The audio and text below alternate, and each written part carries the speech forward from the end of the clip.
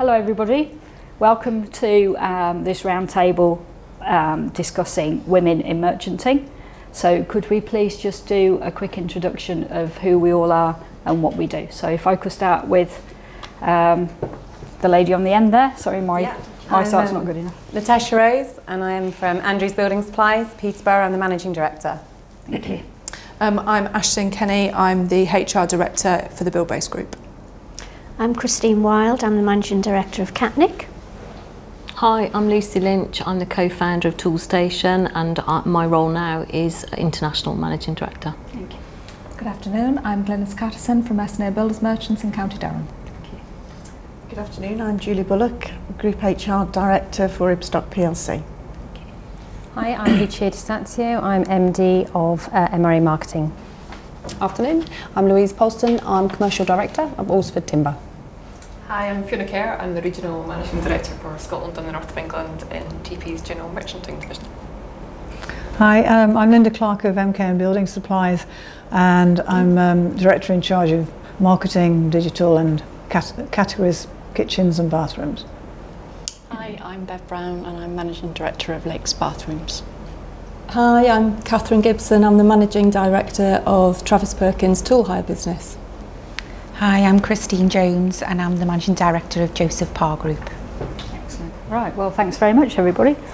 So let's get down to business. So the first sort of area that I thought we could talk about is education and training. So covering issues like the skills shortage, the poor image of construction generally and of merchanting specifically as a career option.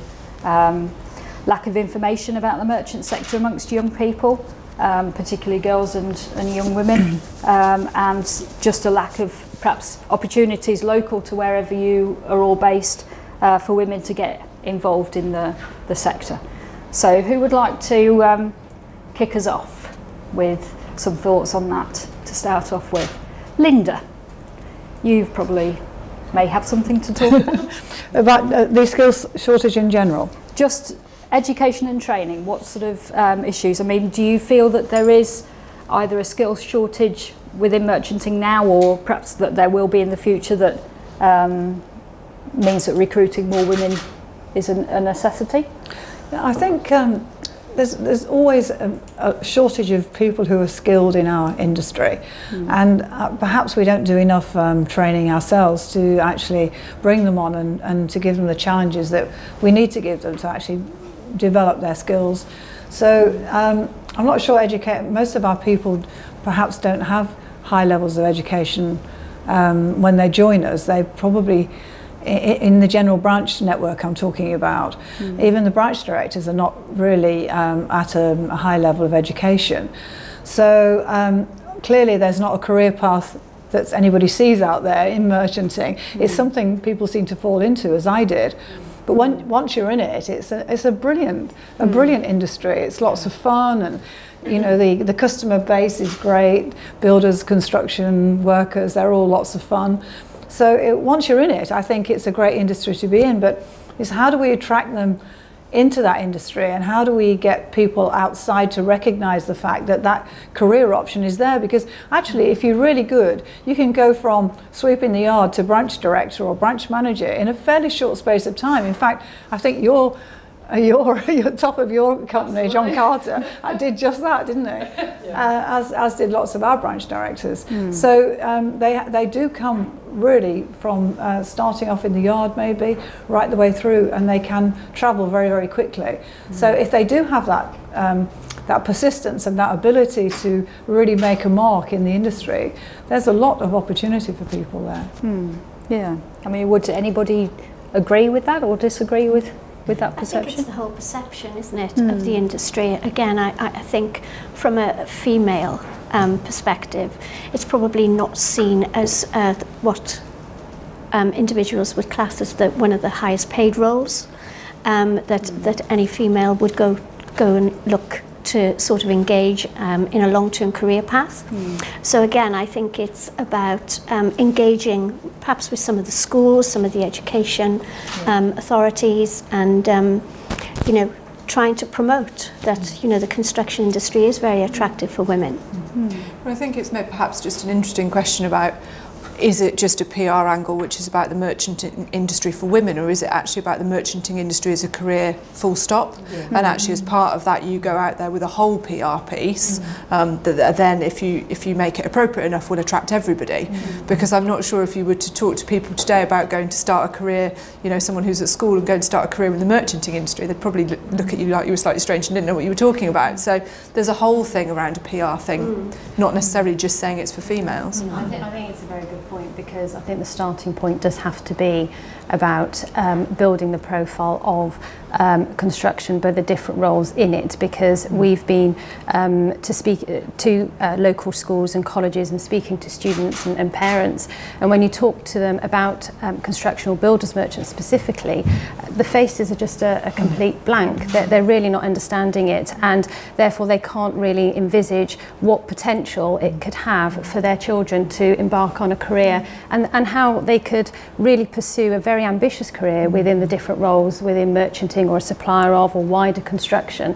So a starting point, I think there's probably a number of starting points, but one of them does have to be about educating people about our industry and what's good about it and where the opportunities are, and get them to really learn and feel for it, because at the moment that's the big hole that needs addressing. But it's a good point you make, absolutely. There was a survey recently that they asked school leavers, female school leavers, whether they would consider a career in construction. And of the people they asked, I think about 12% of the girls said, yeah, that's something I would consider. And then they were explained about the diversity of roles available, about the different things that you can do, the executive level roles, the management roles, marketing, finance. And after that, the same survey group was asked again, and 45% of them said that they would consider a career in construction. So I think that's the really important thing. If they knew what was available, that you don't just have to drive a lorry or a forklift, that there are numerous roles that you can do, and some of them very well paid. If that was more out there, then I think girls would jump at the opportunity to work their way up through the industry, as indeed would more boys. Yeah, I think it's I come from a slightly different angle. We're from a manufacturing base, of course, but the issues that we're talking about, we've had exactly the same in manufacturing, and I've spent most of my career in manufacturing, quite a lot of it in automotive. And I think there's things that we can learn from other sectors who've dealt with all of these issues some years ago. We've perhaps in this industry not been as forward-looking as that, if you like, but I was just sharing a story over lunch where one of the major vehicle manufacturers in this country did some very focused activity with their apprenticeships, because they had 100% male apprentices and they wanted to, you know, they were struggling to get them. So, you know, 52% of our workforce made up of females, you know, sort of missing out massively. And so they did some really concerted and focused activities, and their apprentice intake now, in fact, they've stopped the work that they did because they're up to 50% females. You know, and we've sort of adopted some of those things in Ibstock. Again, we got a fantastic apprenticeship scheme, all males, weren't reaching out to girls at all, you know, in any way. So we've done some focused activities, and we've just employed our first two female apprentices. But we've had to work really hard to, it sounds, and it is a small step, but it is, we've got some role models now that we can grow on. And I think as an industry, we've got to embrace that thinking more. I think that's a great point, actually, because Travis Perkins a few years ago started looking at workforce with a difference, we would call it, so embracing all minorities, not just a focus on gender. But when we initially started looking at our apprentice intake, a bit similar to you, about 11% were female. But the most recent intake, and we'll have 1,200 people across the group doing apprenticeship over the next couple of years, it was 40%. Yeah. So you can do it, but you're right, it takes a bit of time, doesn't it, to build up to it. It doesn't take like 10 years to do it. You know, you do it in a few years. But when that happens, do you then use those as role models in terms of then getting those girls to talk about their experience? Those girls out to schools and everything, and they can tell their stories, and yeah, and that's been some of our most popular content online. So we shifted what we did online in our digital content, which I suspect Linda will have done too, to profile more of those women that come up through the business. And some of the most popular content actually is the young women who can talk about their journeys when they joined and as they came through the ranks. Yeah, for sure. Christine, you mentioned getting involved with schools. I think when we were talking earlier, we were talking about that from the perspective of going and talking to the kids, children, young adults, whatever they are. But I think there's probably some more to be done with educating the teachers and the career advisors, and saying, you know, don't just call it construction and let people think you're either going to be a bricklayer or, well, that's it. That's, you know, I've got a finance background, and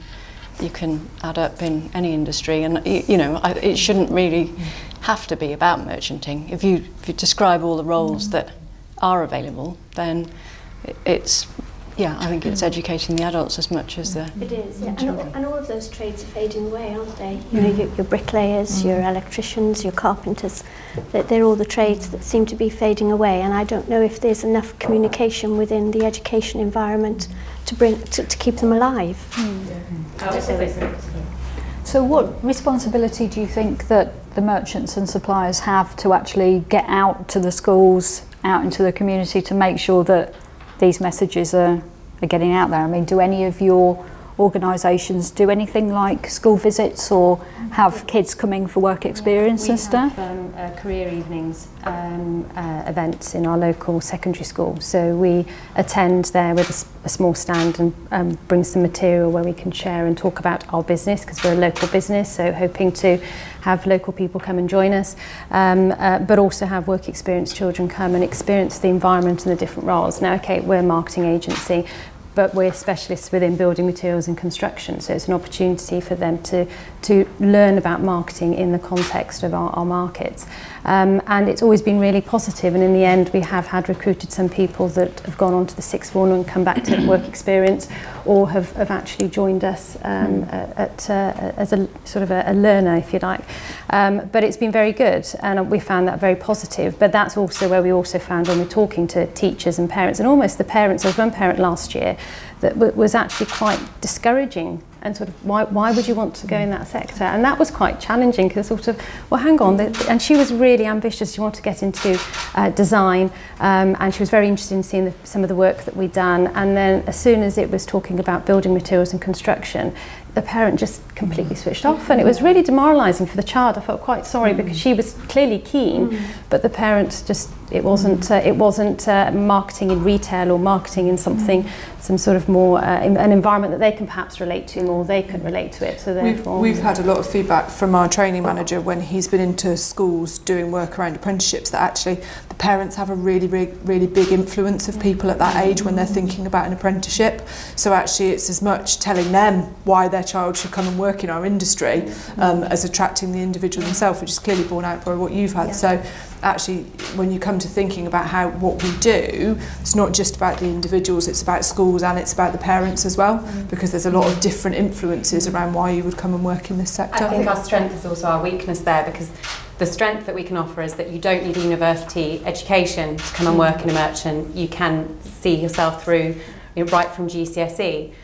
But unfortunately that carries with it a certain stigma that because you can come and grow right through to a branch director with no higher education, then it's almost perceived as not good enough. Because it's a people industry. So as long as you can speak to people and communicate, that's really all you need. I think as an industry we need to focus on transferable skills rather than, like you say, construction. If you say to somebody in school, do you want to work in construction, they do think of the trades, you know, rather than thinking of the transferable skills, management, people management, dealing with people. Like you said, that they're all key to our industry, and I think that's what we need to focus on as an industry and get that across. I would advocate not being afraid to start too young as well. So I don't know when with children around the table, but they do those kind of career days and you go in and talk to your kids. And at the time, the last time we did it, I ran a bus business which was 96% male, so context is helpful. We've done pretty well in our industry, we're doing pretty good. But I took in a lady called Tony, who was our bus driver of the year actually, myself, engineering director, and a staff manager who was male. And it was just interesting, and I was MD at the time, asking the kids who they thought did what, and of course they got it completely mixed up, and they thought that the traditional caring roles and the staff manager would have won the women, and certainly the bus driver, you know, they never thought it'd be Tony, the lady. And we know that gender norms are established really early on in children's mindsets and those of their parents. So there's definitely a piece for me about getting in really early, because it's not just the girls' mindsets that we want to change in terms of you can do all these things, it's just as much the boys to say the girls in your family, your friends, they should be doing all these things too, that it's open to everybody as well. Yeah.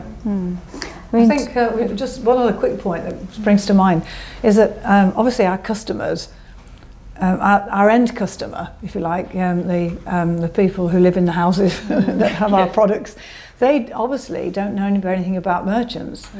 I mean, because they think it's all only for trade, therefore they don't even know what we do often. Opportunity there then, isn't there? So, you know, when you've got customers coming in to your counters and whatever, to educate, you know, some giveaways or something, do you know what I mean? That there's some sort of, you know, if we're looking at actions, if you like, that could potentially be, that might be, because that's unusual, isn't it? But in businesses that are, you know, we're not necessarily, you know, the end user bit, but if you've got a customer coming in, a householder, and you give them something to start get their mindsets thinking about the career opportunities and the job opportunities, it's a very powerful concept, I think, isn't it? Yeah, because often the women are influencing the career choice, aren't they? And because the women don't very often come into the merchants, or it's mainly, oh God, I'm feeling sounding sexist myself now, aren't I? But it often is males, isn't it, that come in, the tradespeople.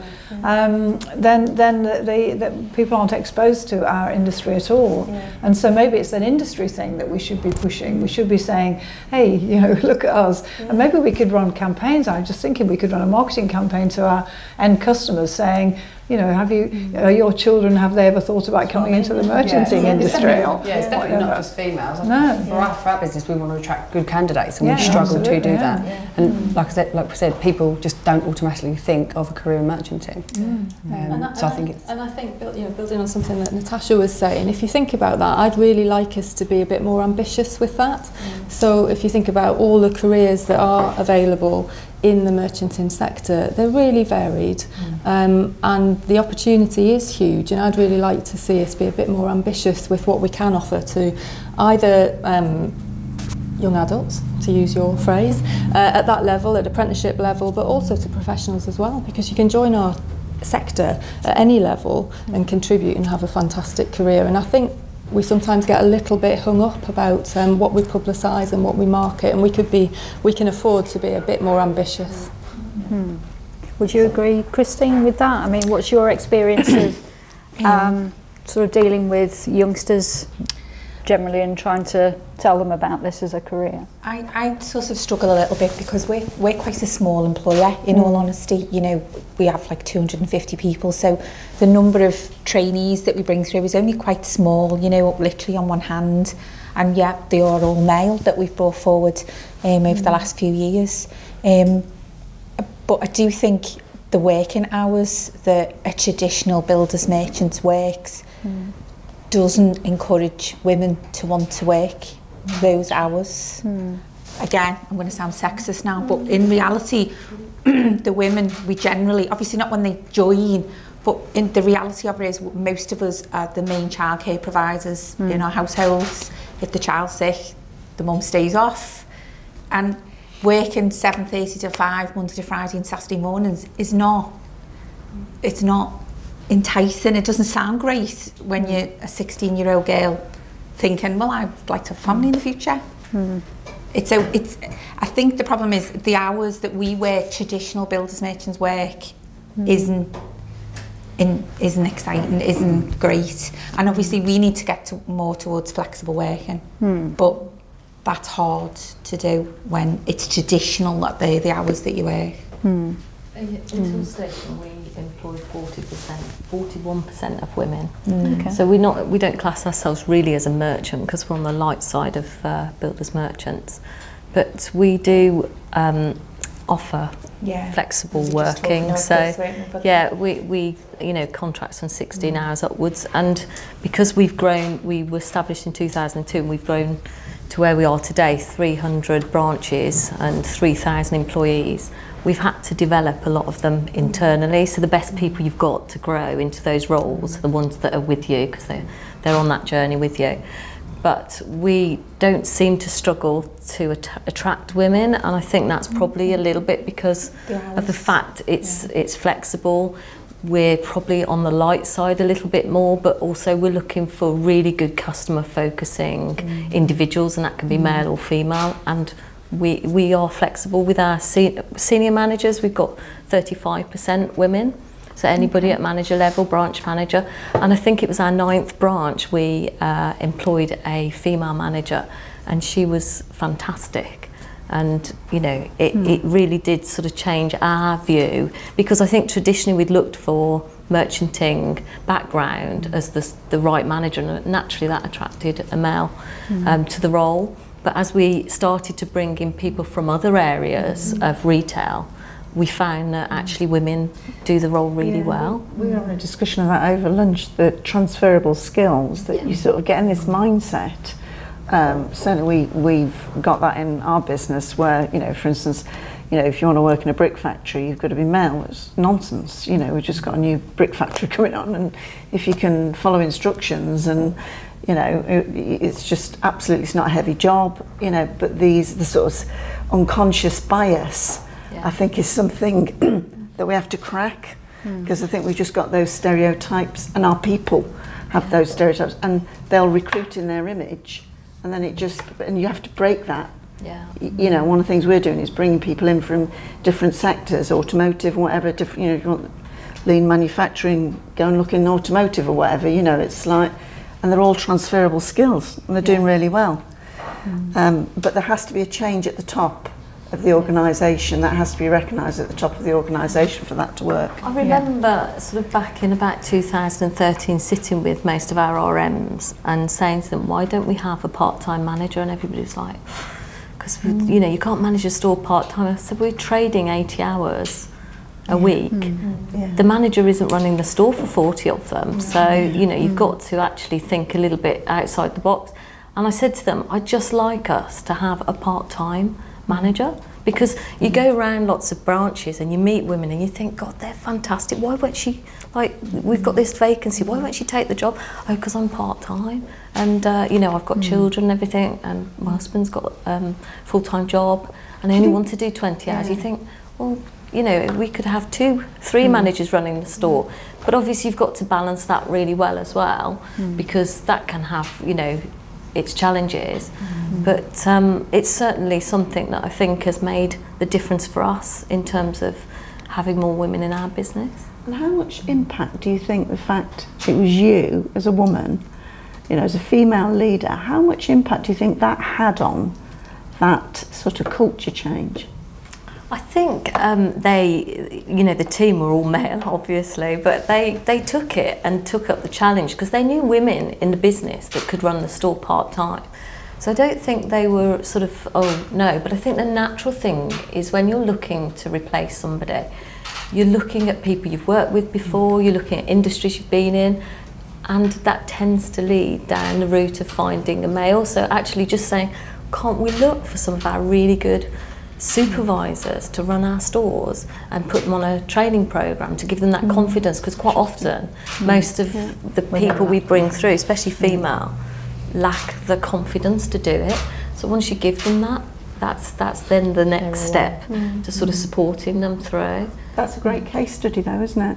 You know, maybe some of the things that we could do as a group is get some of those great case studies that start to break some of those stereotypes, you know, and that unconscious bias.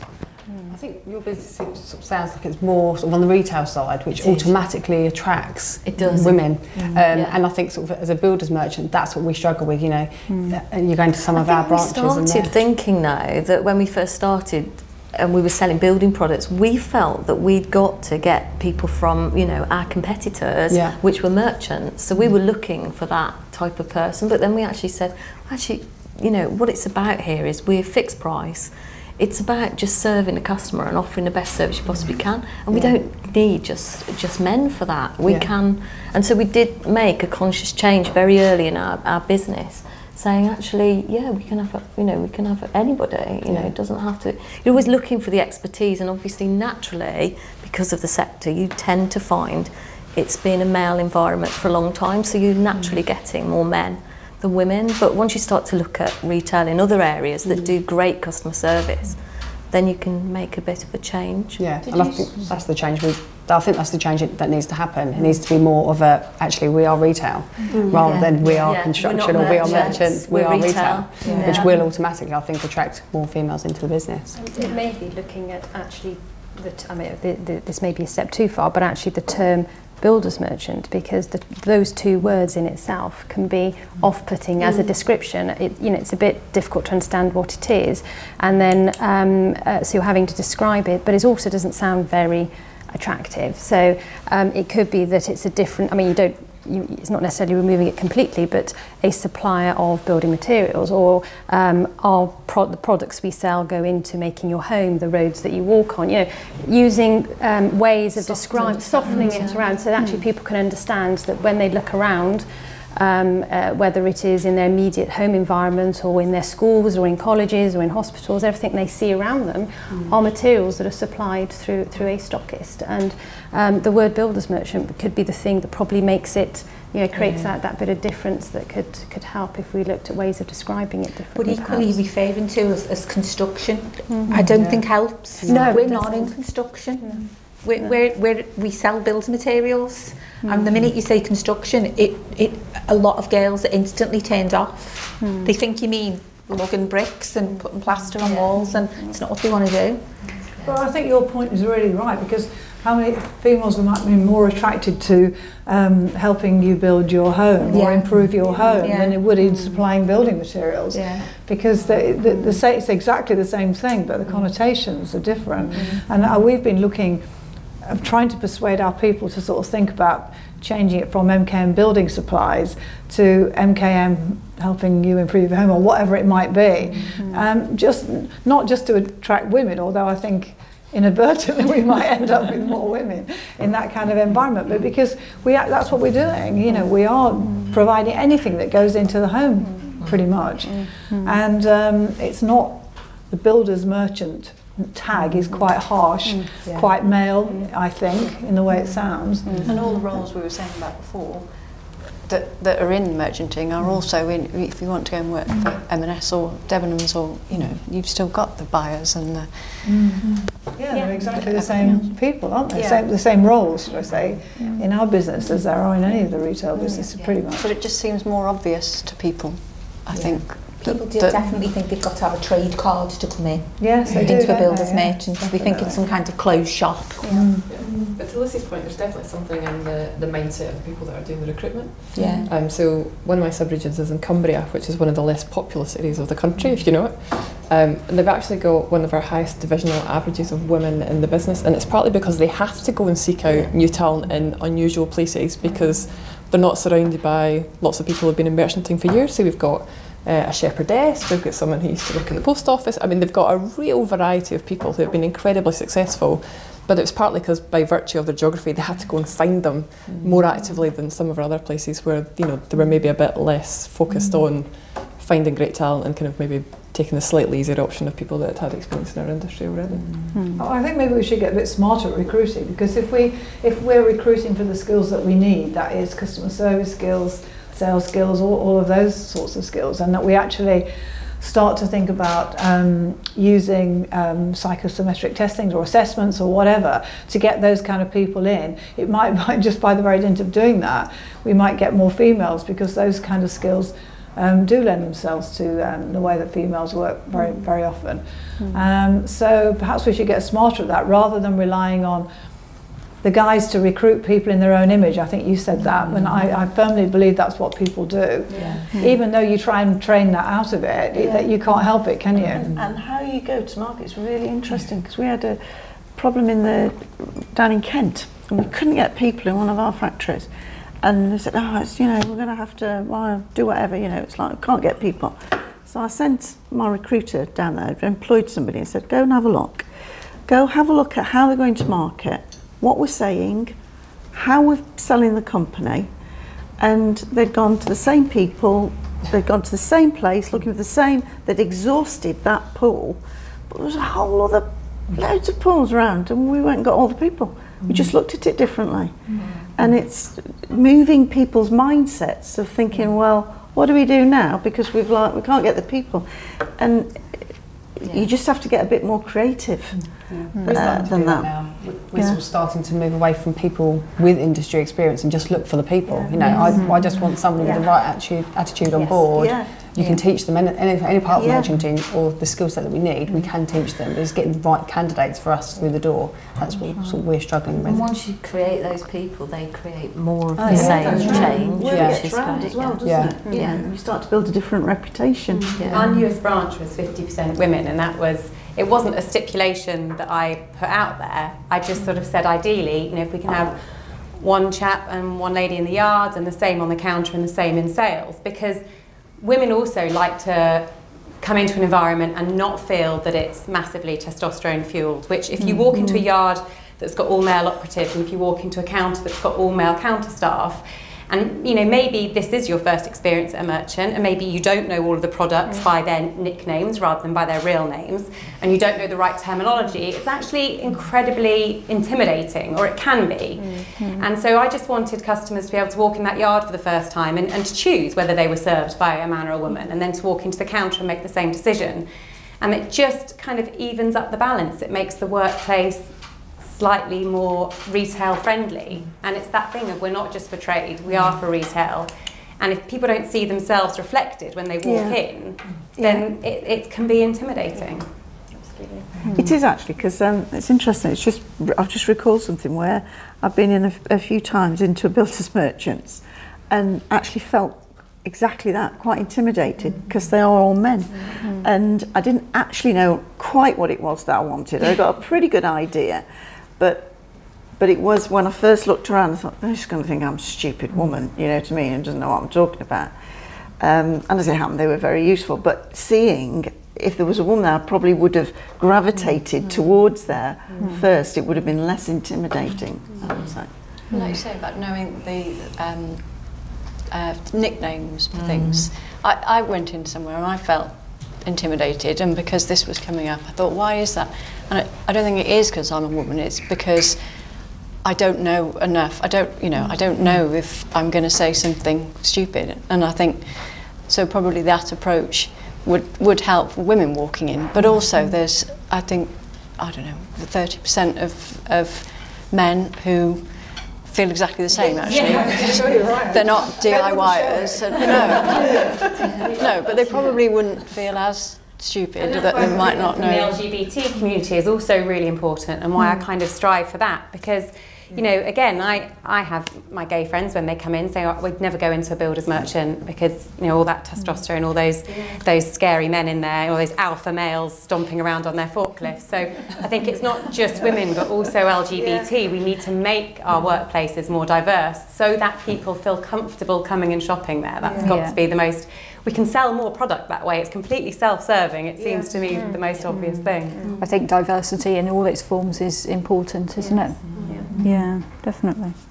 Which takes us really nicely onto the next sort of section, I guess, of recruitment and employment. So we've kind of gone out into the schools and the communities and sold the merchanting and supply sector really well, and now we've got loads of eager young people queuing up at the door to come and work here. So how do merchants and their suppliers actually go about recruiting new employees, and do you kind of make a conscious effort to make yourselves attractive to women? Is that something that perhaps we should be doing more of? And how could that happen? I mean, somebody's already mentioned flexible working, which obviously is a big issue for women and men who care as well. I mean, Glynis, do you at S&A Builders do much to actually try and attract women specifically? No, we don't, to be honest. We struggle, we're very rural, a bit like in Cumbria. We struggle just to get good staff. Right. So personally, I just look for the best person, whether it is a man or a woman. Yeah. We don't have any female staff on the trade counter or in the yard. I would love to. Why do you think that's important then? I think, as we said, I think just to make other customers feel sort of more comfortable. We sell a lot of products in the DIY sector. We've got a bathroom showroom, we have a paint range, paint mixing machine, a lot of things where a lady would feel more comfortable being served by a lady. but we've never managed to find the right person. We've reached out to the community. We do a lot with the local schools, try to improve the profile, but we really struggle to recruit. I don't think I've ever recruited anybody that's come to work for me because they want to work in a builder's merchants. You know, I've recruited postmen, butchers, bakers, candlestick makers, the lot. They've just come by accident. And then I have to work hard to make them stay and to show them that there is a good career there. Yeah. I mean, do you think that that's something that the entire sector could do more of, as demonstrating career progression is possible? Absolutely. And my shout to the BMF, I think the training programmes that they offer are absolutely excellent. And it's really good when you sit down with a you know, somebody who you can see is bright and has potential, to be able to explain to them, you know, the potential career if that's what they want. It's fantastic. I must admit, it would help me massively if there was a lot more publicity around females, successful females in the industry, because I'd be able to point out to the fact that TP were doing this, or you know, the independent merchants were doing the other, in relation to, you know, flexible working hours, because that's a massive issue for us. Because if you're not at your desk by 7:30 and you're still there, you've got to be still, but it's that kind of male thing, isn't it? It's 7:30 to 5, otherwise you're not interested in your job and you don't want a career. And I think our returning mums and our sort of part-time mums are the best, some of the best managers we've got, because when they get to work, they're totally supportive and they're eternally sort of loyal to you because they've been given that opportunity as well, because that's how they see it, rather than them helping us, that they've got a great opportunity. Has there been any resentment from any of the other staff that a part-time person can? I think you'll always get challenges of different things, but I think we employ 3,000 people, so you know that you've just got to you've got to find those skills and fill those roles. And I think, because to start with, as you start to do it, it is a challenge, but as people start to just realise that's a 20-hour contract, that's you know, I think to a certain degree you've got to do a number of hours to do the management role. You can't do it in 20 hours. I think you do need to be sort of closer to 30, but lots of the like my IT director, I still look after global IT for Toolstation.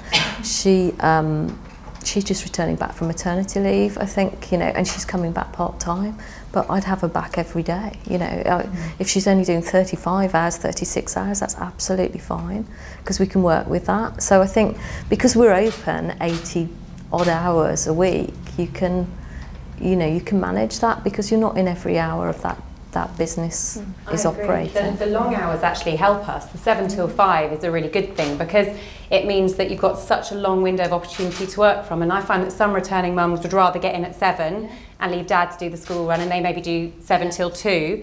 And then there are loads that would rather come in at 10 o'clock and then do 10 through to 5:30, 6 o'clock. So actually job sharing becomes easy, because there are the girls that would like to get in early and the ones that would rather stay late, so that you can quite nicely divide the day into 2 and then leave that overlap at lunchtime where all the men are taking their full hour to have lunch. So it actually works for us. Returning mums are a really good thing for us. We've got sort of couples in our business as well, where if they're in one, you know, they might be in distribution, do a late night, and their wife might be in the contact centre or retail, and they'll still do all the childcare in the early months as well. So we don't mind, and you know, flexibility is great. If you look at any statistics of part-time job share people, they're almost more productive.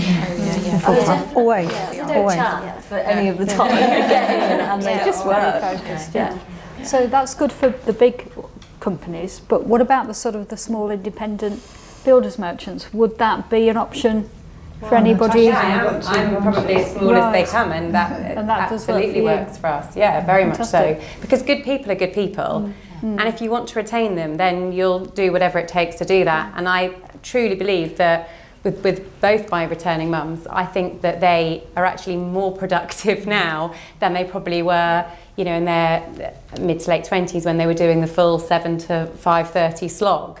Because there's a certain amount of, you're removed from the office politics a little bit, you come in to do your job, to get it done in the hours that you've got, and get away again. Your focus is different. So for me, I'd employ returning mums all day long. You might have Go on. No, go on. I had my daughter last September, and also it couldn't have been better. You know, I'm back in the office, obviously full time, and the flexibility that they've shown to me, and how easygoing and how relaxed about it all that they were, makes me work 10 times harder for them now. And it's definitely sort of the built-in loyalty to them. I loved my job anyway prior to that, but now it really does sort of cement how I feel about it. It's only a period of time in your life. I mean, my children are older now, but it's only a period of time in your life that you need that support, and then generally you want to get back into that career. Most of the mums I work with want to sort of have that moment of having some time at home and then actually come back to having a full-time career or a mostly full-time career. I came back to work in September and I work part-time, and I think there is something about wanting to show to all the guys around the board table that I sit with that actually I can do just as good a job as I did before, and so you do end up feeling a little bit like, actually I'm going to show you that it is possible, and you kind of want to be that role model to say actually it can be done, we can do it, look at it. And you're dead right, you've got a set times in the day that you're going to do, so you are going to nail absolutely everything you've got on that list far more than you ever would have done before. So that whole thing about showing to people, actually you've got some great role models around here, look at what they've done, look at what they can do, look at how effective they can be, and prove that actually it can work in a builder's merchant, when sometimes they think, as you say, you can't do it unless you're there beginning of the day till the end of the day. I think when it just bring to the point of recruitment and encouraging people to come in and stay in, I mean, there's some great case studies around this table alone, but one thing that I found really good is that the BMF through the recruitment site have got, through its recruitment site, have got a number of videos, and obviously at some point you went round and videoed a number of young merchants, female and males, in their roles, and they were explaining what they're doing, whether it is a forklift driver or somebody in a branch or somebody else in a yard. And I think it would be good to have those on everybody's sites or other people's sites, but also creating your own case studies and your own video case studies, because I think website and social media is such a powerful thing, and people will naturally look to your site to make sure that it's somewhere where they want to work in, but also they want to listen, and if they can hear some of these case studies and listen to them for themselves. I found those videos really useful myself on that merchant recruitment site, and I think if more of those were done on our own sites and then part of a sort of a wider promotional thing through your social media platforms, then I think that could go some way in helping with recruitment, but also demonstrating the different opportunities as well, and whether it's part-time, full-time, the different roles, and mix of roles, and career progression, having somebody say, I started here and this is how I got to here. The whole video is a real powerful tool to communicate that and help with that whole recruitment process. So that's just something I've picked up. And I think the more that we can do to use a digital platform to communicate, whether we're recruiting or, sort of telling our message, the better position we'll be in. So I think when I reflect on the conversation, it's a little bit about positioning ourselves as a modern industry and with a modern approach to things. And, Travis Perkins engaged in something called the Big Assembly earlier in the year, where we spoke on a live link to thousands of school children about our apprenticeship scheme, and that was hugely successful. And the case study that we put forward for that was a young female apprentice who had done fantastically well. And I just think by using those channels, not only does it give us an opportunity to showcase what we're doing, but it also positions us as a modern industry which will have a more sort of forward-thinking approach to recruitment and choices when you come back to work, and how we go about things. So I think it can really serve us well. Yeah, I think it does. There's a bit, just to add to Catherine's point about I think it's not just about being attractive, it's also being visible in the areas where you would expect women to be looking or be themselves. So there's a great example of the British Army, and I don't know if any of you read Look magazine. It's fashion based, it's just about fashion and what you wear and all the rest of it. But they ran a series of editorials over about a 6-month period where the staffers from the magazine would go and work with the British Army in a variety of roles, but it was written very much in the style of the whole of the magazine. So you'd be flicking through the pages looking at what's available on the high street, and then you would see this, but it was in an area, a place where women would naturally be. So I think it's a bit about as well about positioning ourselves in those places where they feel comfortable, where everything feels familiar, and then it just becomes, well, of course I'll go and work in the merchanting industry because you know that's just what I would do as a woman. So there's a piece about that too, I think. Yeah, definitely. I mean, I guess that's all part of making the merchant industry kind of fit in with women's lifestyles and expectations and their requirements. I mean, is there anything else that you think that could or should be done to make that happen? Or do you think that perhaps we're doing everything that we can right now? Well, we're definitely not doing everything we can. I'm not sure what else we could do. There are loads of things we could do, but we're definitely not doing everything we can. And I think maybe, I know we're having a debate here, but maybe there's something to be said for having a group that actually comes up with a series of actions that we could all start to think about implementing and support the BMF with doing something along those lines as well. And any other organisation that's on the periphery of our industry that we could influence or find some way of influencing. And I love the idea of the big assembly, that kind of concept, because digitally we can get to schools, universities, all sorts of organisations, and you know, maybe there's more of that we should do. And I think it has to be deliberate, doesn't it? So back to Julie's point from earlier, some of this will happen by osmosis and as society changes, but if we want to make a real step change, I think we've got to be really deliberate about it, which is what we're trying to do in Travis Perkins, and you do start to get some traction and you start to see the results, but you know, we're sort of bigger together, aren't we? So I think if we could put something together as a group, that's powerful. Yes, I mean, if anybody would be interested in perhaps following this up with maybe a small action plan with a few things on that people could actually go away and do, then I'm sure that Builders Merchant News would be very sort of happy to facilitate that. So perhaps at the end of this, if we have some time left, we could perhaps think through 2 or 3 action points that we could go away and have a go at implementing. So I guess asking that as well is, I always think the men have to be part of the conversation too. Okay. So it's wonderful to be in this environment, to meet all of our colleagues across the industry who are passionate about this as well, but they've got to be part of the solution too. I think we can't really afford to be seen as it's just the women that are trying to progress this agenda.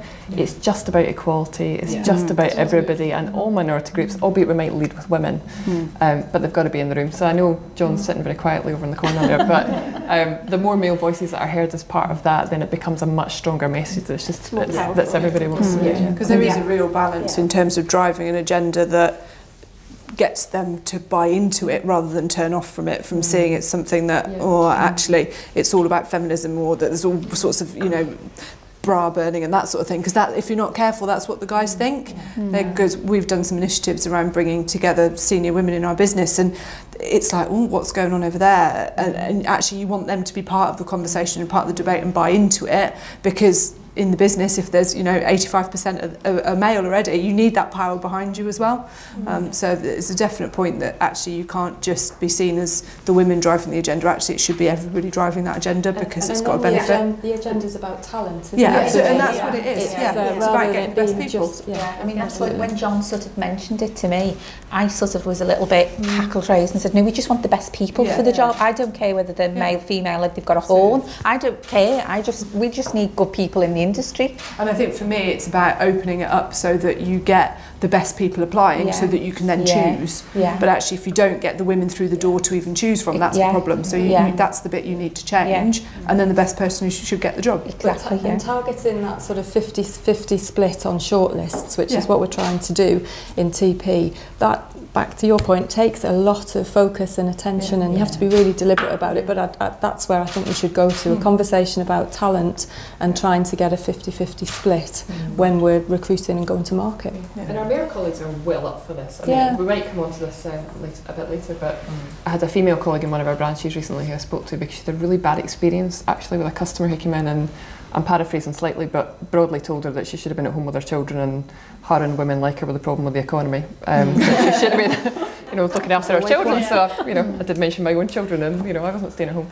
But the reaction of the branch was terrific. So the branch manager was like, straight away, right, I'm having a conversation with the customer. So he explained why actually women were really important to him and his branch.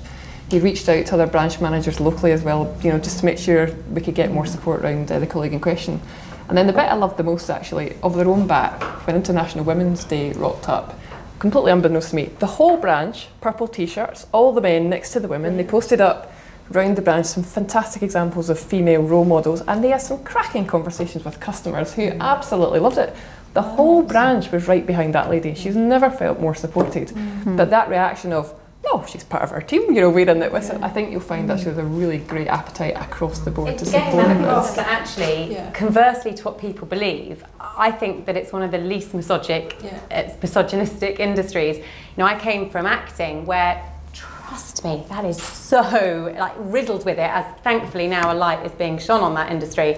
But I came into building merchanting from a career in acting, and I couldn't believe actually how inclusive it was and how little misogyny there was. And I think that's a really big thing to get across to girls, that you're not going to come in and people are going to grab your ass and make inappropriate comments. And actually when they do, there'll be 10 men stood right by you with, you know, having your back. I think that's the important thing to get out there, because I think people think, oh, you know, builders, then they have a certain idea about what they might be like. And there is a little bit of banter on the trade counter, but there's nothing as untoward or as devious as there was in the previous career that I came from.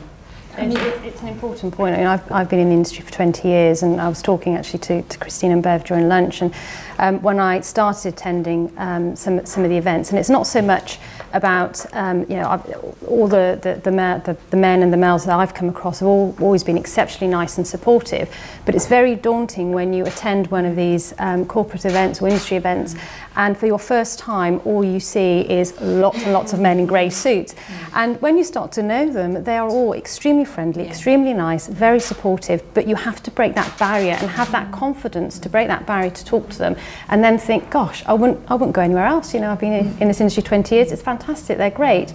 So it's important that we don't create a sort of us v them, because actually all the guys that I know within the industry are excellent and great to work with as colleagues and become friends. And I think also the important, I mean, my previous MD and now CEO was all about the talent, and it still is about the talent. So I've grown up in my business and the industry through his support in recognising that if you have ambition, you want to achieve, doesn't matter what it is, then I'll help you do it. And he's been absolutely fantastic in doing that through my career.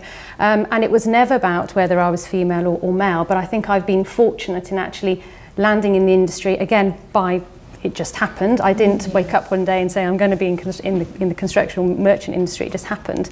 But once I got into it, I never looked back. It's been absolutely fantastic. But I've been well supported in my role, which makes a big difference. And I recognise that in other companies it might always happen that way. Don't you think that's the case with most people? You know, if you look around at the good, successful people, they didn't go, oh, I want a career in builders merchant industry. They've all fallen it by accident. Yes. Every one of us have all got here as just lucky break, or you know, oh, I'll fancy that, and you've exploited the opportunity. No one's ever gone, I want to be the managing director of a builders merchants.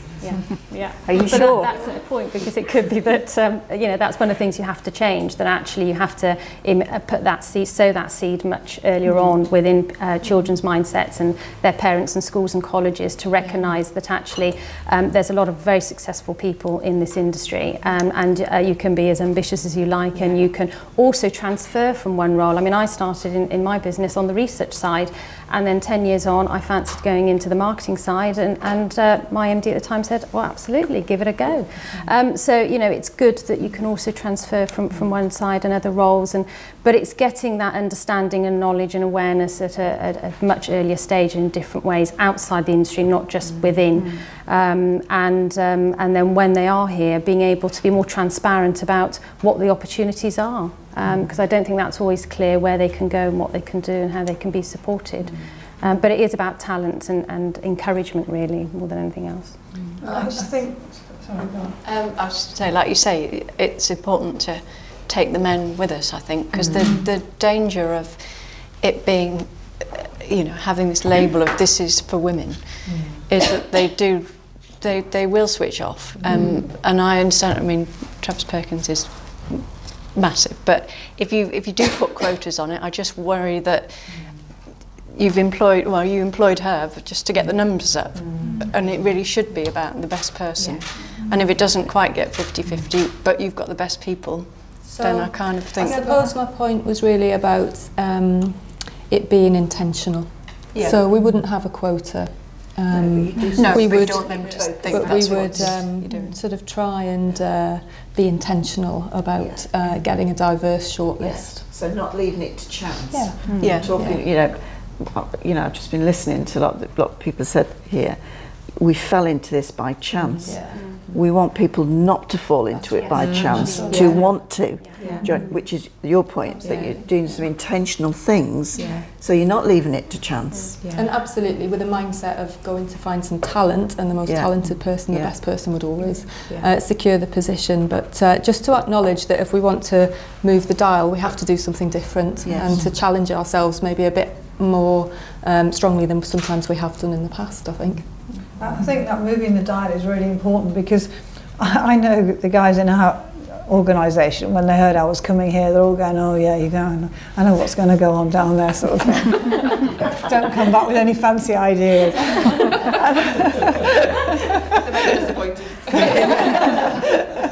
So I do think it's really quite important to try and turn that dial, and they have to be part of this process, otherwise it's not going to work. So how do we get some key influencers in the industry to buy into this and to actually be maybe part of the group, and who are coming up together with us with ideas as to how we might move it forward? Because if we don't turn the dial, I like that expression, it is about turning the dial. It's not about saying you've got to do this or got to do the other, but just switching it a little bit. Otherwise, what happens is they just go away and do what they've always done. Exactly. You know, so they go, oh yeah, we agree with that. Oh, that's a great idea, Linda. And then they go back and recruit people in their same image from the same place with the same set of skills. And so nothing changes. So it is quite important. Exactly. Relatively new to the industry, you know, but I've been in manufacturing most of my working career. I remember the first time I went to the Brick Awards, you know, so there's this sea of people, and they're all men, virtually. And I was just telling a story over lunch, and this is the last Brick Awards last year. One of our customers, big customer, stood up with all of the right intentions to present a prize. And the person said, I'd just like to start by saying, welcoming all the ladies that are here, and don't they look lovely? And I just felt like picking something up and throwing it. Now, his intentions were absolutely right, but it was the most condescending thing I've ever sat at in any business forum in my whole working career. And I just thought, wow, we've got a lot to do here. Because people like that have to stop thinking like that. You know, so although what I've heard you say is, look, people I work with are great and they don't think this. I would say, from somebody new coming into the industry, I think it's enormously like that in many respects. And there's big dials that we have to move. We have a role to play there, because a lot of the girls will be going, oh, thank you.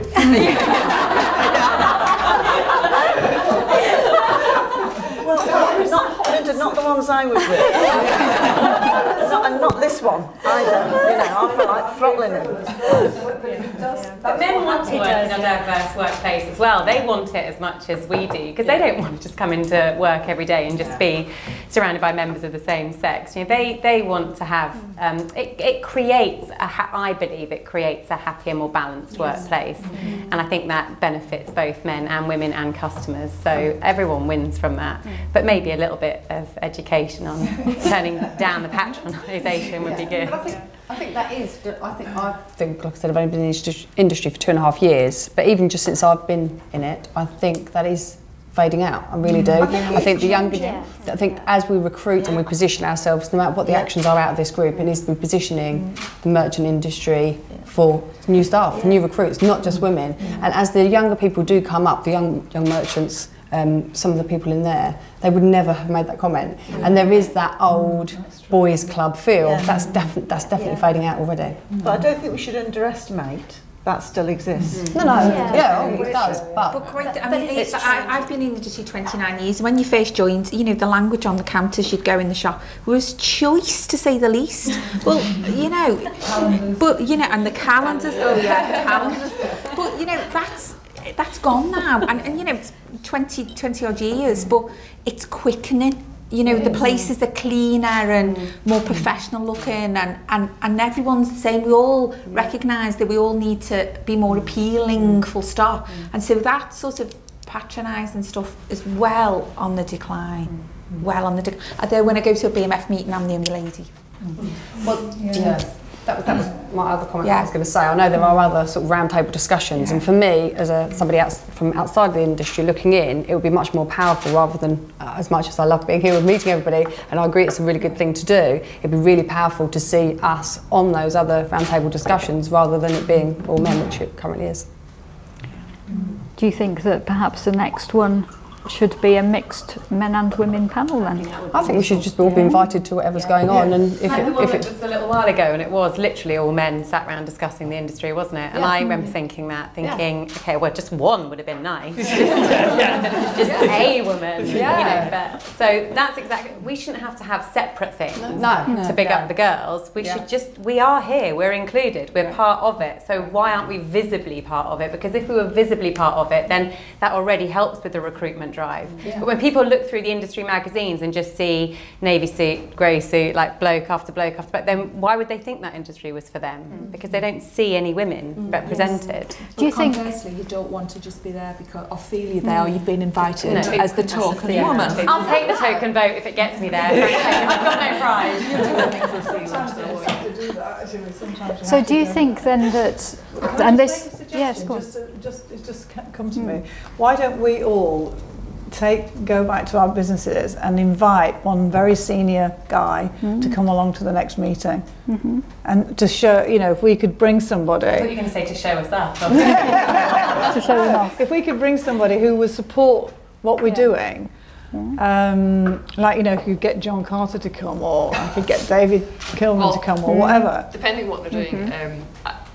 Do you know what, we're actually really fortunate in TP that John is a massive advocate of diversity in its widest sense right across TP. And I know that all the people that work for him similarly have felt that passion come out of him.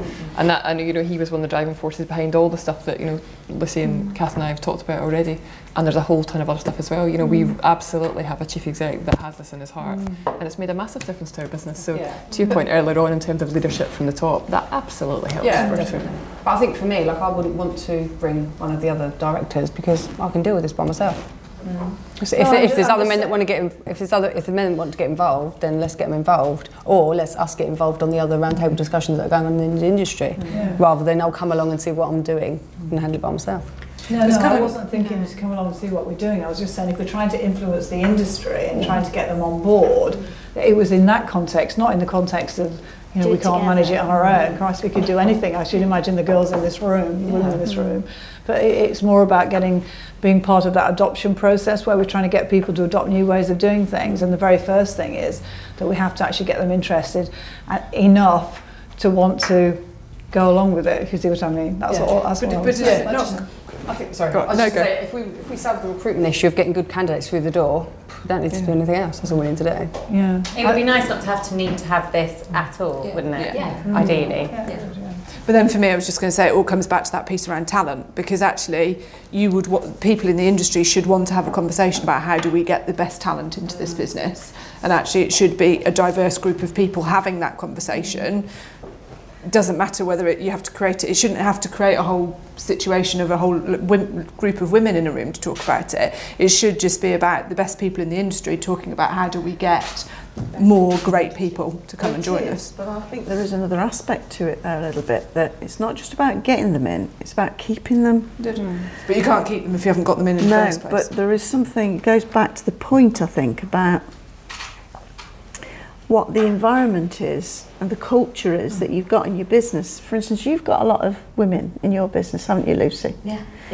I bet you've got better employment policies than some of us. Well, in terms of Travis, we've got very similar. Yeah. But for instance, have you got enhanced maternity and things like that? No. No, you've got no enhanced maternity? No, just statutory maternity. Yeah. But you've got flexibility, haven't you? Flexibility, yeah. You've got flexibility of working practices.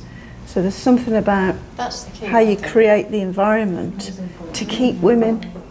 But increasingly men want flexibility too. You know, if you interview a millennial and when you drop the 7 till 5 and Saturday morning on them, you see the eyes widen if they're not from the industry. It's what? Say what now? So I think that's something that we as an industry just in general need to modernise in going forward, and maybe have to accept that unlike us, the upcoming generations want a better work-life balance. They don't necessarily want a job that's 7 till 5, and I think that goes for men and women. So I think flexibility has to be something that we incorporate more into the way that we do business, full stop. And I think it'll become an expectation. That's right. If you look at the things that graduates and whatever, millennials, what they look for, it's entirely different to older generations. Entirely different. Than we had, definitely. I actually have my IT director that's returning to work. Her husband is taking the second 6 months of her maternity leave, which you don't hear about often. But both of them will be returning back to work slightly part-time as well. So he's got really good career, and she has too. In your company as well? They're in, they work for Toolstation, both of them. Oh no, he doesn't. He's a graphic designer, but works for big corporates, and he's going back. Working in companies where they can do that. Well, you can put in a flexible working request anyway. Well, certainly in our business, I thought you could do that in most businesses. Oh, you can. You don't have to say yes. No, but it's very difficult once you've gone that flexible route to say no, because you are a flexible employer. So. And the thing is, I know, because we've been small, it is difficult to be flexible when you're small, really small. But as you get to our size, 3,000 employees, you can definitely be flexible. See, we're tiny, but it still benefits us to be flexible because it means we keep the best people, and that's really all that any of us are interested in. If you have any sick leave or anything, people can flex up or flex down. Absolutely. Whereas if you're already at your full-time capacity, you've got no flexibility whatsoever. I mean, we actually brought in flexibility really to control costs more so, because we could actually have that sort of 20-hour person do 30 hours rather than paying time and a half. So it actually helped us in other ways in terms of lowering our overheads. That's how we came about bringing a lot more flexibility in. But it works as well because generally, I mean, I was looking the other day actually at the stats, because we have a lot of men that are part-time in our business, which surprised me. But when I say part-time, we're talking less than 40 hours. So men do take up part-time roles as well. But it's an interesting concept, isn't it? That approaching flexibility from a positive viewpoint, as opposed to something that you accommodate to try and keep people or to get people. It's an entirely different viewpoint. And so I'm just pushing the boundary a little bit here and thinking that there is something in the industry, I think, again, in terms of modernising. You're at the forefront of some of that, by the sound of it, with some of the stuff that you're doing. There's other companies, I'm sure. We have part-time lorry drivers, and it's brilliant for two reasons. One, they stay out of the politics because they're not there every day, and lorry drivers can get drawn into politics quite a lot.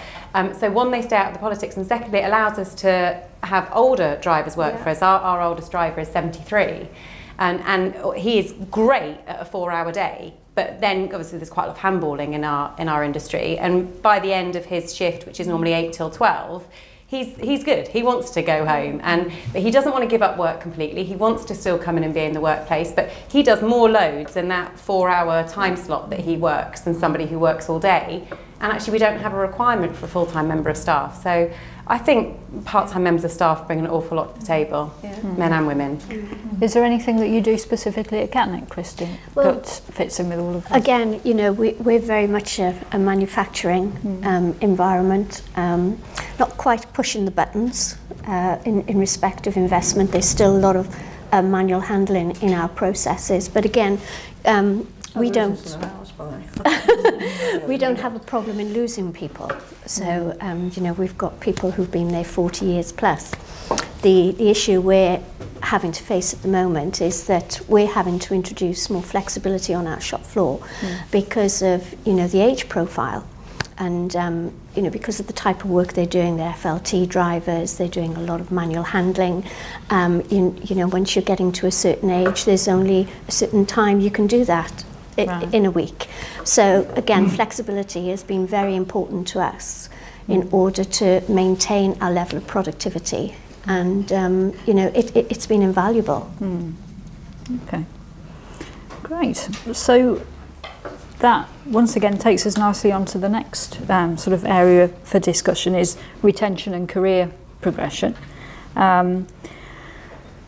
What are the employment practices that either sort of prevent women from fulfilling their potential within this sector, or perhaps there are things that you're doing that you think actually work really well for women? I mean, we've heard a lot about obviously flexibility and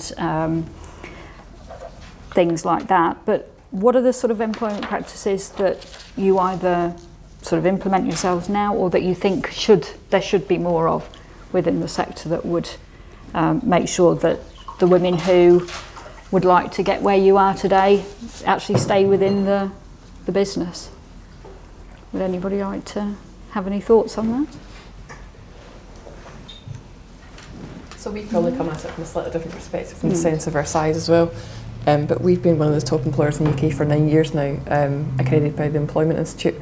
But that's got a whole raft of things that we have to go through to prove that we're worthy of sitting there, whether it's well-being, whether it's training, whether it is flexible options, you know, really great career progression, transferable skills, you know, everything. But it's kind of like what we said earlier, it doesn't come overnight, does it? You know, that's many years work culminating in doing that, and you've got to stay on top of your game. So, you know, when it comes to apprenticeships and the levy came in, we had to change our course to make sure that we, you know, we did that appropriately as well. So it takes a lot of effort, certainly, but as long as you've got a leadership that are really focused in becoming a brilliant place for people to come to work, it's absolutely doable. But yeah, it takes a lot of effort to get there and to stay there, I suppose. Yeah. I think TP, I joined TP in 2008, so we're 10 years on, and I used to, at a conference, go to the toilet and be the only lady in the toilet. Now there's a queue. So I think they have definitely, in the last 10 years, taken significant steps to change that in their business, and that's the 2 CEOs we've had in those 10 years. But that has been really important to, you know, the business as a whole, and I think now you can see 3 of us are here, and there's more as well at TP in all areas. I think it takes a long time to change the business. It doesn't happen overnight. It takes, you know, gradual changes to what you do to make it actually start to make a big impact. But with senior leadership support, enthusiasm, passion for it, and to Catherine's point, being intentional about it has certainly been really successful for us. But till this point, still got a long way to go, don't we? But you see it when you go to just a CPA lunch, just from 10 years ago. When you walk in that room now, you can see it. There's not that sea of suits that there once was. There is definitely more of a mix. And once, I think, for me, I think we're over kind of the top of the hill, and now that you've got those people, more and more people to be role models within the industry, then it will start to gather speed, as long as everybody stays on the course. So how important do we feel are role models then? I mean, this is the thing that kind of comes up in this sort of discussion, no matter what the industry. It's always about the role models, you know, the women that put themselves out there for everybody else to follow. I mean, do you think that that's something that we should have more of in this industry, or do you feel like it's not really an appropriate thing? I mean, there were role models in my company. The only were men, and I still got to where I got. It doesn't have to be a female role model. It's just someone who's supportive and can coach you and can help you and support you. It doesn't have to be a female.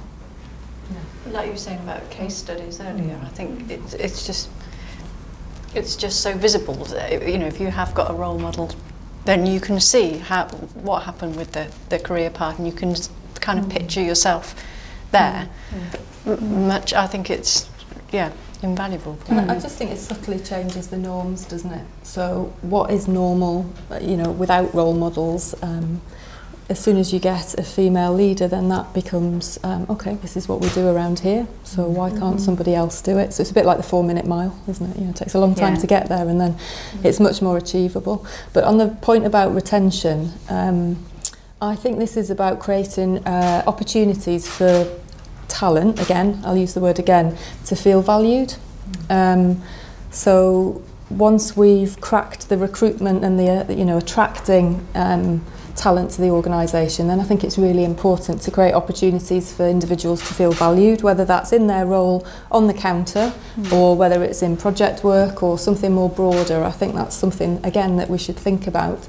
So we create that environment of feeling valued in the organisation, and then we'll not only attract females, but we'll also retain them. Yeah.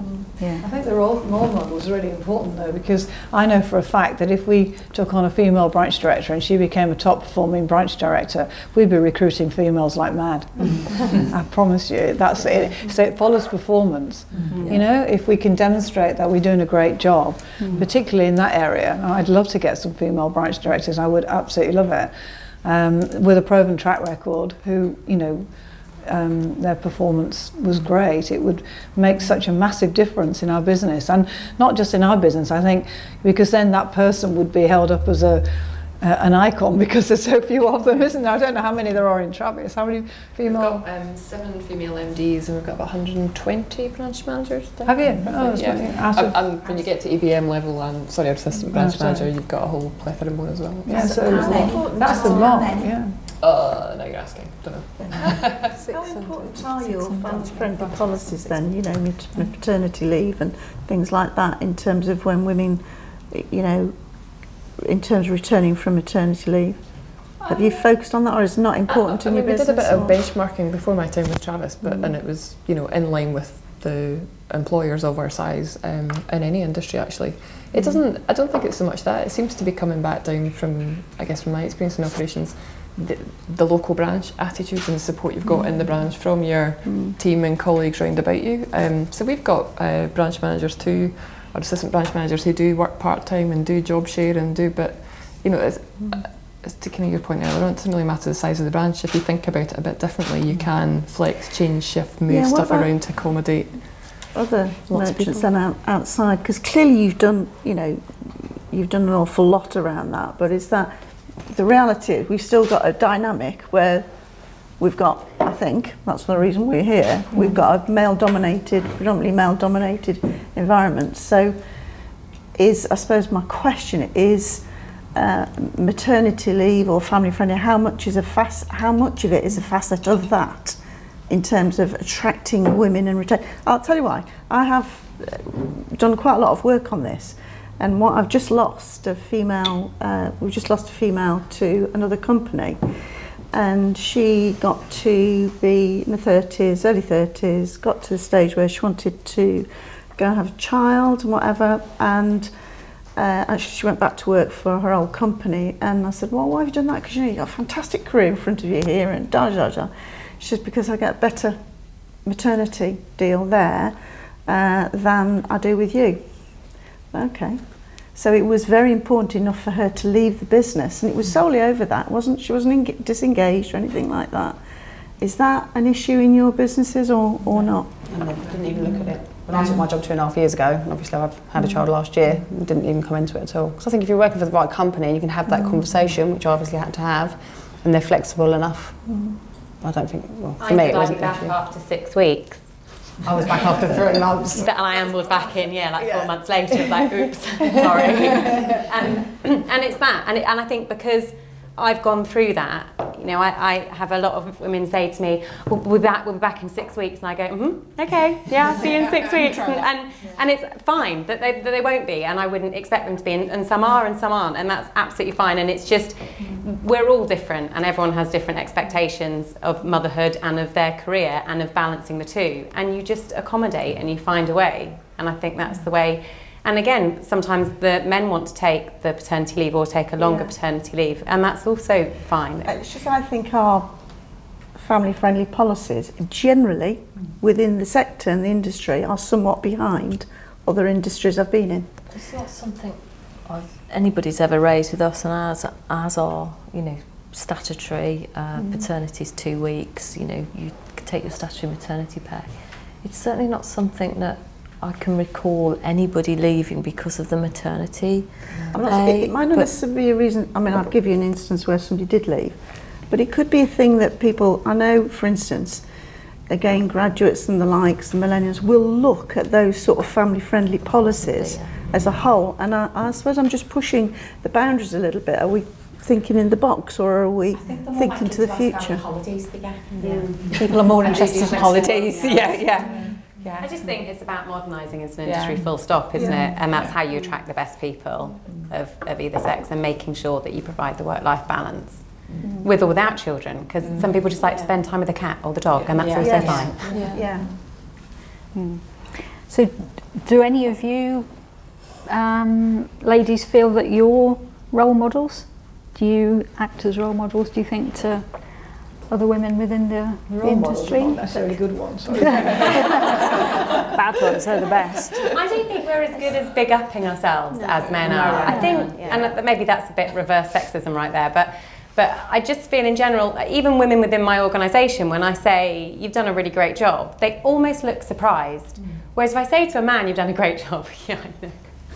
You know, it's just a little bit different, that maybe in terms of women progressing in the workplace, that the assertiveness and the self-esteem are just as important as the skills, because they're great, but sometimes they don't know they're great, and you tell them and they're almost surprised. So I think for me, it's about creating an environment where there's not only training opportunities, but there's nurturing opportunities as well. And I'm not saying that we're the weaker sex, but just sometimes I don't even think we're aware of our own strengths. So I think it's not so much about being a role model, but it's about holding other women up and making sure that they know that they are just as good as the men, and they're doing just as good a job. I think that's important. I think it's also about coming back to encouragement and making it more obvious and transparent to the opportunities, because there are some really strong stereotypical views we do need to break about construction outside our industry.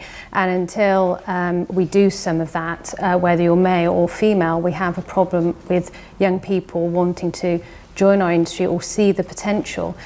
So I think it is important to try and break down some of those stereotypical views, that it's not just you want to be a bricklayer, yes you can be a bricklayer, or you want to be a forklift driver, you can do that, but you can also be in marketing, you can also be in IT, you can also be in finance, and you can cross over at some point if you want to. And I think there's a lot of people out there that just are not seeing our industry, and I think that's potentially a bigger problem moving forward. And then you have the next thing when they're in, for them to be able to understand it better and see very quickly that it is for them, it is for me, I can be here, I can progress, I can, my role can be flexible and adaptable to my changing circumstances, just like they would with perhaps many other industries.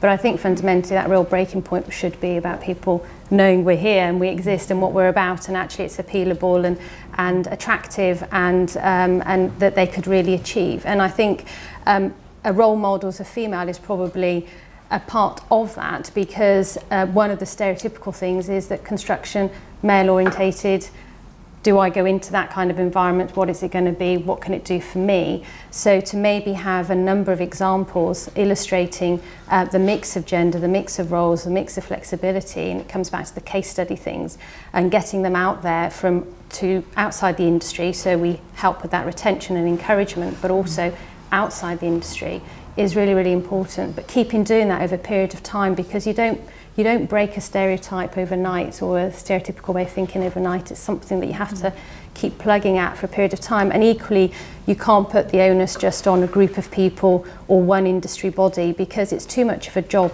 to do just for a selection of people or a selection of bodies. It has to be the responsibility of industry across the board, males and females, large and small companies in different roles, to be able to each take on some kind of responsibility or action point, whether it's just promoting it within your own area and regions and within your own schools. You're already doing something that perhaps other people aren't. So that's the bit that I think is really quite important to bear in mind, because sometimes we can get lost in a lot of the detail, and actually it's important to zoom out and see some of the wider perspective as well. I wouldn't underestimate the importance of role models, even though we're not always comfortable labelling ourselves as a role model. We are certainly seen just by virtue of doing what we do. Even just by virtue of being visible, people see you, not just men, not women as well. That I think it's actually more powerful than sometimes we realise, or want to maybe realise ourselves as well, because it can feel a bit scary, can't it? And it can feel a bit, oh, it's a big responsibility if I'm the role model. But even if you're only the role model to your own children, you know, I had a mum who came back to work, And I said, I'm surprised that you're coming back, because I just honestly thought that when she went off to have a baby that would be it. She'd never made any indication that she wanted to come back and build a career. And she said, well, I've had a little girl and it's really important for me to show her that I have a career. So actually her reason for coming back in the main was to be that role model for her daughter. So I think whether we like it or not, there's at least one or two little people that are definitely looking up to us as role models. Okay, great. So I think also we've been talking a lot about how the sort of the sector itself affects the retention and recruitment of women in the first place. And I think the consensus has been that there does need to be some sort of cultural change that makes sort of more women and just a more diverse workforce possible. I just wondered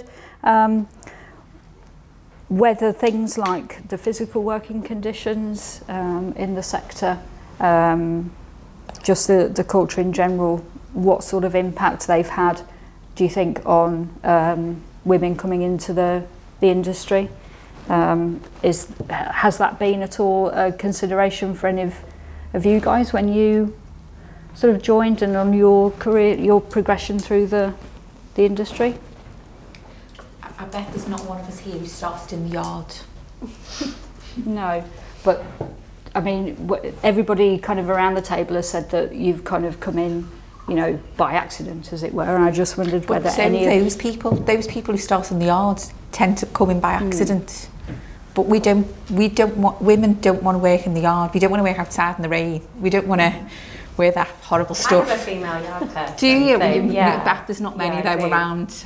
And I made sure that I did my forklift training, just so that if anyone ever said, you move it, I can go fine. Yeah. I did that point of policy. And I started on the trade counter, which isn't that dissimilar to the yard. We get more people so on it's the still counter. Cold on the trade counter. Yeah, it's not great. The door gets stuck open. Yeah. So the working environments aren't always brilliant, are they? No. I lived in Ugg boots for about 3 years, just because my feet were so cold. Were they safety Ugg boots? Yeah. They would be now. Okay, well that's great. Is there anything else that anybody would like to add before we bring today's discussion to a close? I think we've probably covered quite a few different areas today, which has been really interesting.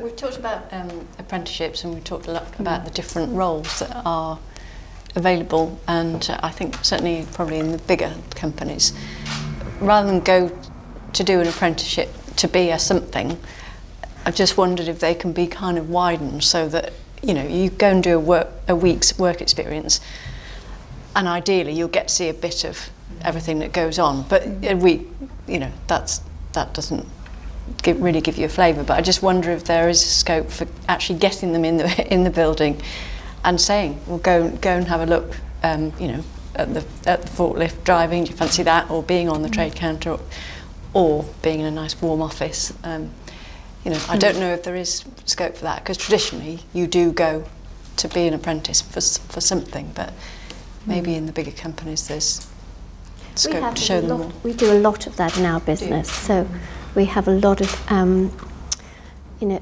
probably from about 16 up coming into the business just for a couple of weeks at a time. Just to experience, if they've got a particular interest in anything, you know, if somebody is perhaps focusing on finance, they'll come and spend some time in the finance department or marketing.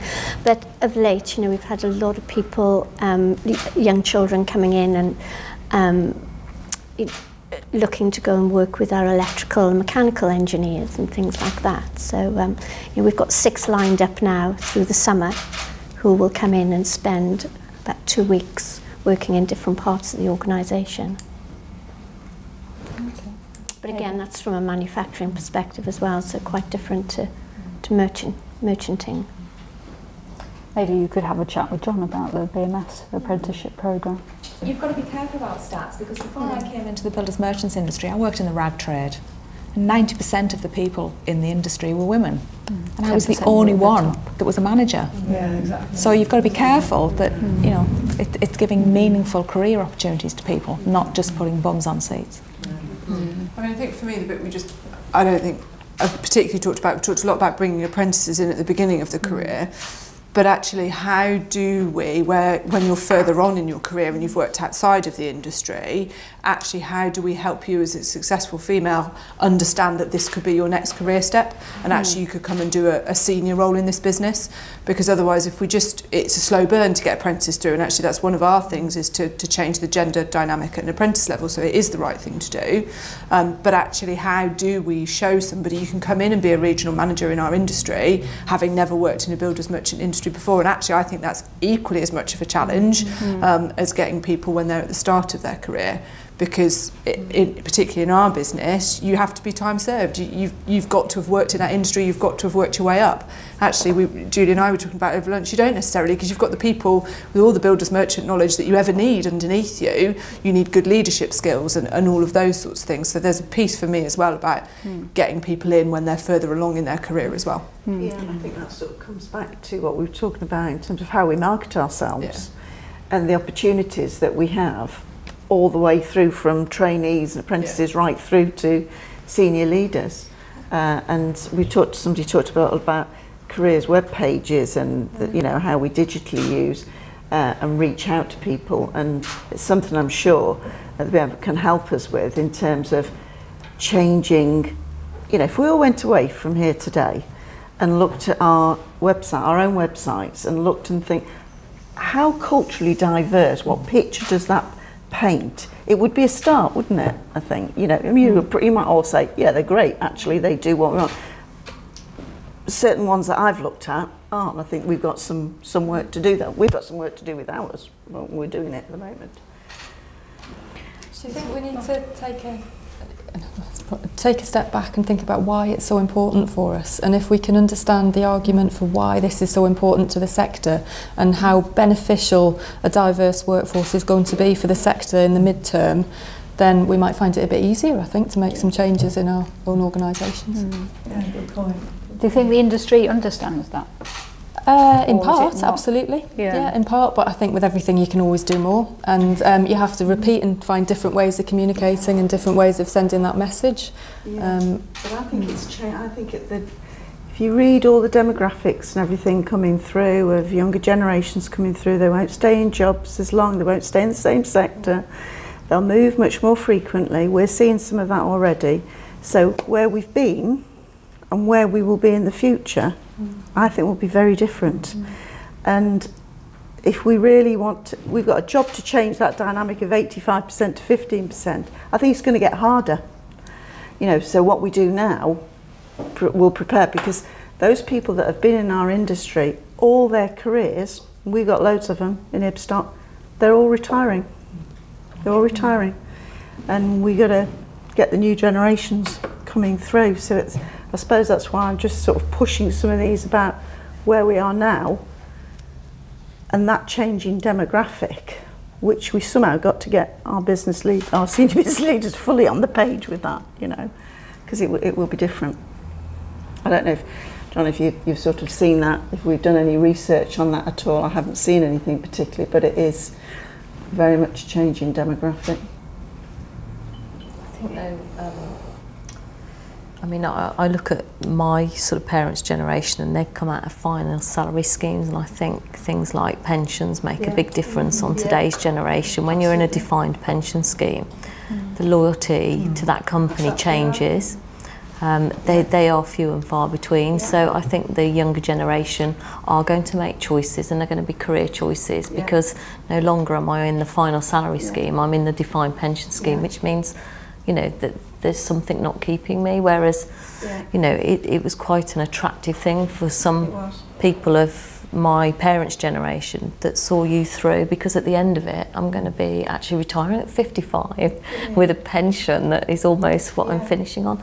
That doesn't happen now. No, it doesn't. We've just closed our final salary pension scheme, and quite a lot of the people that were in that, you know, are now leaving because, you know, and we're younger generations coming in, people coming in, have a different view altogether every organisation's doing it or done part absolutely. of it. So I think it's a problem for everybody that they're going to be facing is that churn of people then. Yeah. And we need to see that as an opportunity, I think, don't we? So new skills, new approach, and new people coming through our businesses, or a higher turnover, whereas traditionally that's been a problem and an issue. I think we need to sort of switch it and start to think of that as an opportunity to bring some talent through. So how do we engage people at a much better age? For instance, one of the things I just came home to me, we looked at recognition schemes in our business. I'm sure a lot of people do this, recognise long service. You know, when you get to 20 years, you get your watch or whatever. Now, industries I've come from, we haven't done that for years. You recognise service at 5 years or even earlier. So, you know, it's because of that change in demographic. If you get somebody who's done 5 years service and you've got the best out of them, even if they then go on to something else, you can't keep them. At least you've got the best out of them while they've been here. But so, you know, we're changing our recognition schemes to recognise loyalty as opposed to long service.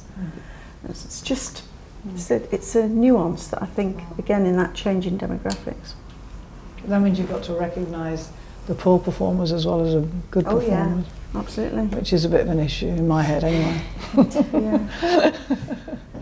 I think it's also important to highlight to young people the opportunities on the education front to learn and gain new skills as they progress as well, and new education, and also the funding support available, because I think funding, either because the business can't afford it or the individual can't afford it, but they'd like to progress, is available.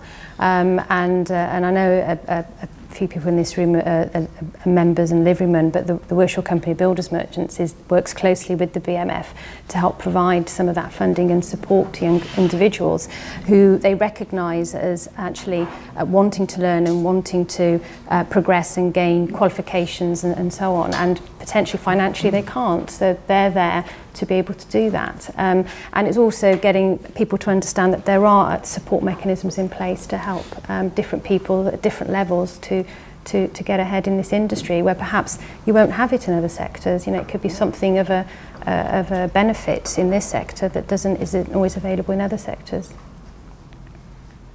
That's a good point. Okay, right, well, thank you very much everybody for taking part in the discussion. It's been really interesting. I guess really just to recap, I guess some of the main messages that have come out of this afternoon is that the industry needs to modernise and try and get the best talent that's out there, regardless of whether that's male or female, to try and get young people more aware of the industry and the wide range of careers that are available. And also that modernising includes making changes that will make it easier to recruit and retain women and other people who want sort of flexible working and that kind of thing. So we have a long way to go, but I'm sure that we will get there in the end. So if anybody hasn't had a photograph or a video done, and I'm sure that you're absolutely screaming to get out there and do it, we'll be able to do that just after the discussion is finished. So please stay and have the video done. And once again, thank you very much. If we'd like to take this any further with action points, perhaps we could either discuss that now, we're coming up close to the end of the event, or we could stay in touch via emails or the social medias and discuss possible plan of action. I quite liked the idea of bringing a man to a next event. I don't know if everybody... I quite like the idea of the next BMF, just general forum, having better representation, and not token, but just better. Yeah, we're going to have to leave it there. So thanks very much everybody for a great discussion. I hope you've enjoyed it and look forward to seeing you again. Thank you. Thank you very much.